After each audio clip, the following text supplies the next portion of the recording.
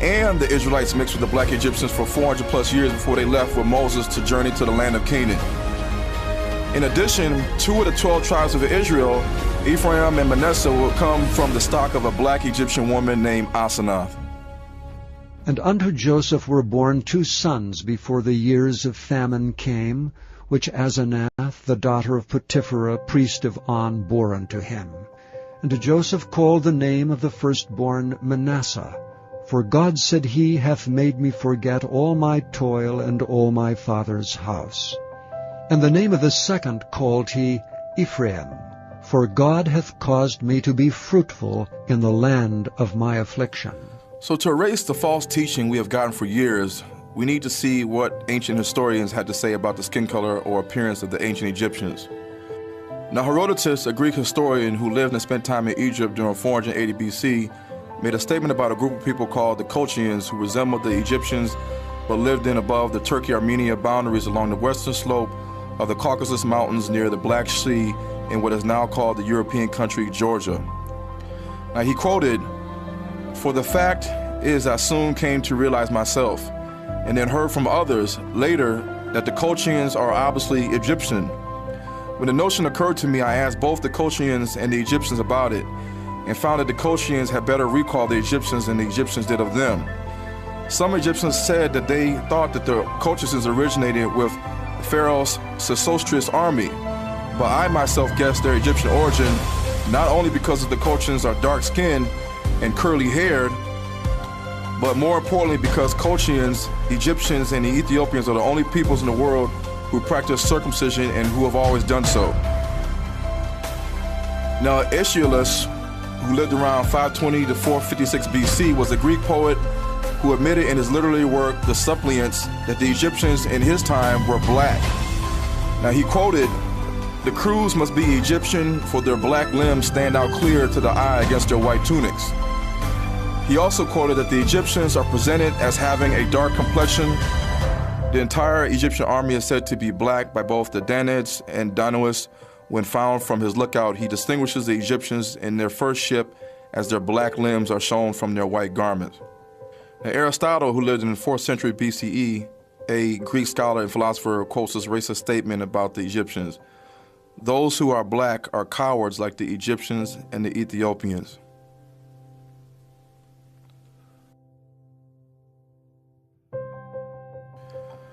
The world is so confused right now that even though we see an agenda to whitenize the Egyptians, when black people or anybody non-white say that they are the Israelites, people say, "Nope, you are a Hamite Egyptian," or "No, you are a Hamite Canaanite."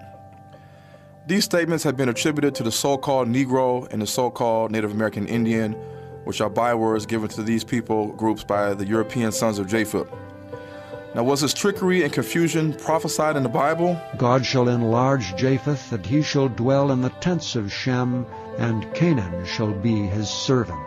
And thou shalt become an astonishment, a proverb, and a byword among all nations, whither the Lord shall lead thee. So what are the cold, hard facts that cannot be disputed?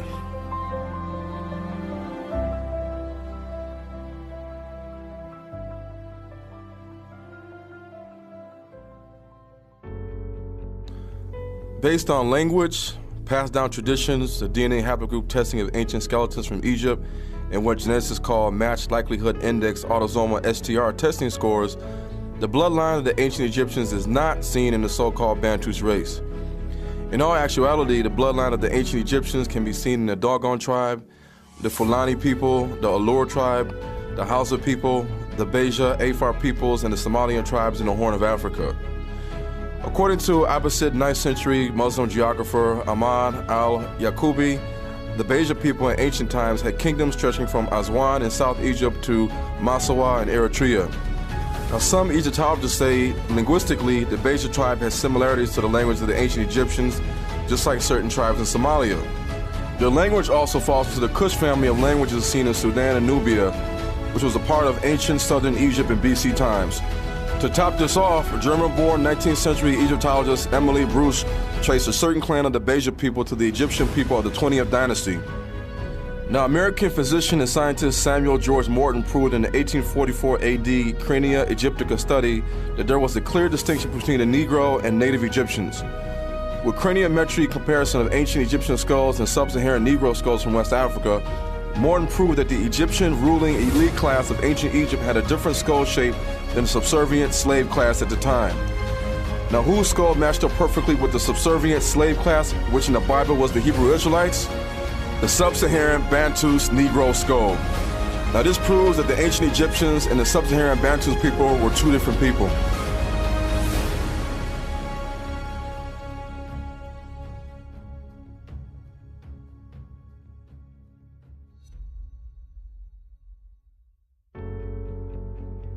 Now, to prove the claim that the Bantus people are not the ancient Egyptians even more, let's examine the article called Ancient Egyptian Mummy Genome Suggests an Increase in Sub-Saharan African Ancestry in Post-Roman Periods by paleogeneticist and Professor Verena V.J.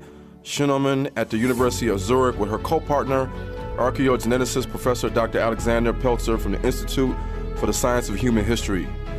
Now, this article proved that from the New Kingdom Egyptian period around 1388 BC to the Roman period around 1st century AD, the sub-Saharan Bantus people were minimally present in Egypt.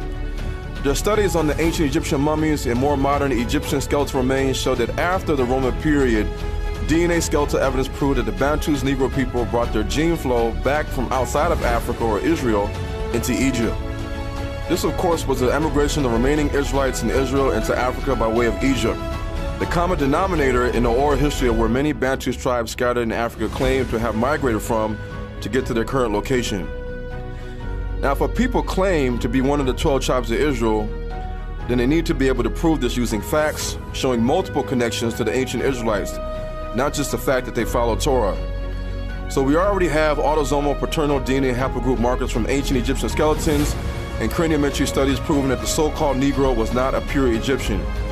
But what if we can also use the language from ancient Israel during BC times, oral histories and traditions and customs to prove who was the real Israelites? Many Bantus Negro African tribes, including the early indigenous Indians of the Americas, were found to contain similar DNA markers and language patterns that hinted to a common place of origin.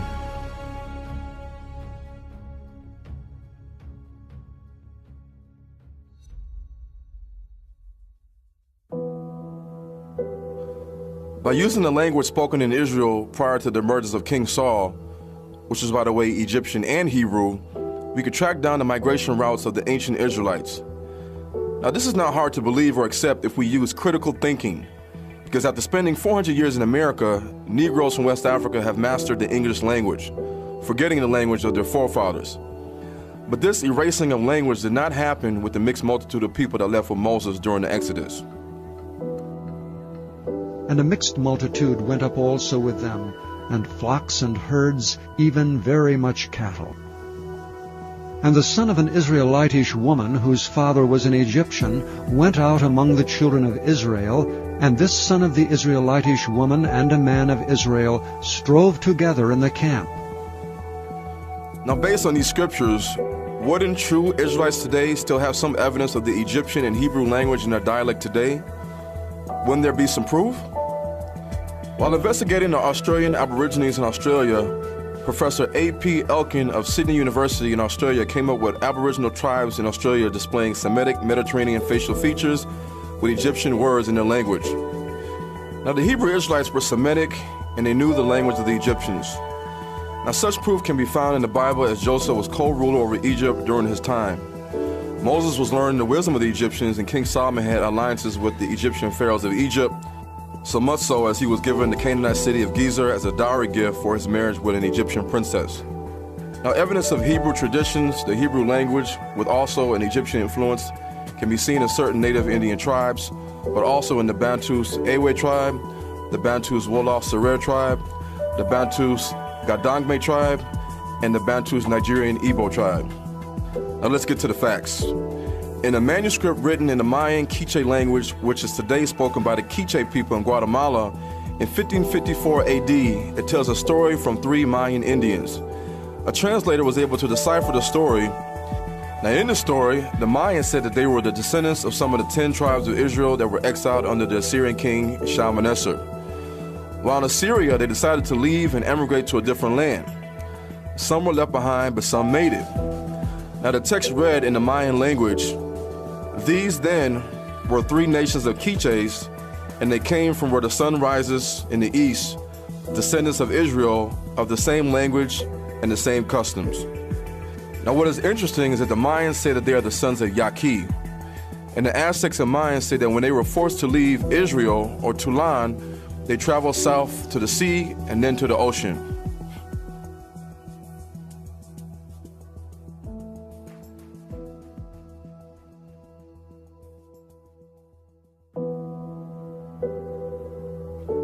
Now, based off a direct study of the Native American Indians and ancient books such as Ills in America, or Probabilities that the Americans are of that race, written in 1650 AD by Thomas Thorogood, many Europeans believe that the Indians were descendants of the Northern Kingdom Israelites who were displaced by the Assyrian king Shalmaneser. Old accounts of stories told by the native Indians describe their people as Israelites who left Israel during the reign of the Israelite king Hosea in the 8th century BC. But this is not the only thing that they describe. Native Indians were known, according to the Jesuits, Sephardic Gentile Jews, the Mormons, and other Europeans, to exhibit the following Hebrew traditions. They performed their camp or people's division into tribes, such as the Israelites. Now, some of the tribes also wrote from right to left, just as in the Hebrew script. They followed 2 to 3 wheat harvests in 1 year. They didn't swear or take oaths. They didn't drink or commit adultery, and they believed in the Oracle Covenant. They also had an Ark of Bulruth, which was similar to the Ark of the Covenant. The tabernacle was carried by 4 priests only, and they pitched a tent facing the east. And they called their aunts and uncles mother and father, which is seen in West Africa today. And they had cleanliness laws where women on their menses or after childbirth had to be set apart for 7 days, and on the 8th day they were able to come back to the village. They did not eat pork, and as in the Hebrew levirate marriage, the widow had to marry the brother of the deceased husband. Now, circumcision was performed with stone knives, as in the Hebrew culture, and the Indians believed in Hades, or a great pit for sinners, which they call Papgufo. And the Indians wore vestments similar to the Aaronitical robes of the high priests, and the first fruits were offered, such as corn, meat, and fish. They observed the year of Jubilee, which is seen in the Hebrew culture, and they uttered the word Hallelujah. The temple was where the Indians worshiped. They sang and prayed and made offerings. And their worship of Yahuwah was known throughout many Indian tribes. Their notions of a theocracy was also seen, and they had a belief in the administration of angels. Their language and dialect showed a Hebrew influence, and they had the same manner of counting time as many of the ancient Hebrews. In the village, they had prophets, high priests, and a king hierarchy, and their divination rites were similar to the Aaronitical high priesthood.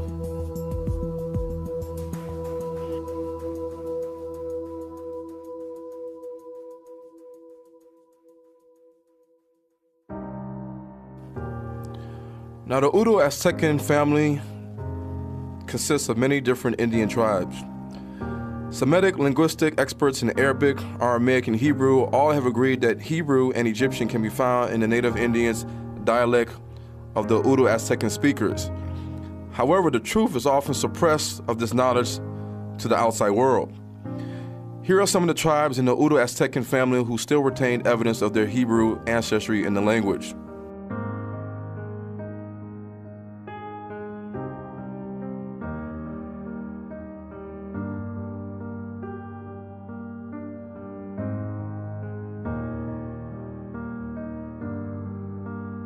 Now let's clear some things up about the Hebrew language seen in different cultures today. Prior to 1948, the Ashkenazi European Jews spoke Yiddish, which is rooted in the Germanic, Slavic, and Turkish languages. Now these 3 languages have their roots in Eastern Europe and Central Asia, which is the land of Japhet, not Shem. Now, English, German, Dutch, Swedish, Danish, Norwegian, all have roots to old Germanic languages. Now, Spanish, Portuguese, French, Italian, and Romanian dialects are all based on the Romance language family, which also had its origin in the land of Japhet, such as Western Europe. The Sephardic Jews' language, Ladino, is a Romance language derived from Old Spanish. Yiddish and Ladino were never spoken by the ancient Israelites. The native Indian Udo-Aztecan language family, per European linguistic experts, began in Israel, but was later influenced by non-Semitic tongues, perhaps during their migration settlements in the East on their way to the Americas. They acknowledge that the Udo-Aztecan language began as a Credo language mix, which Semitic was a dominant component. Here we will see the proof.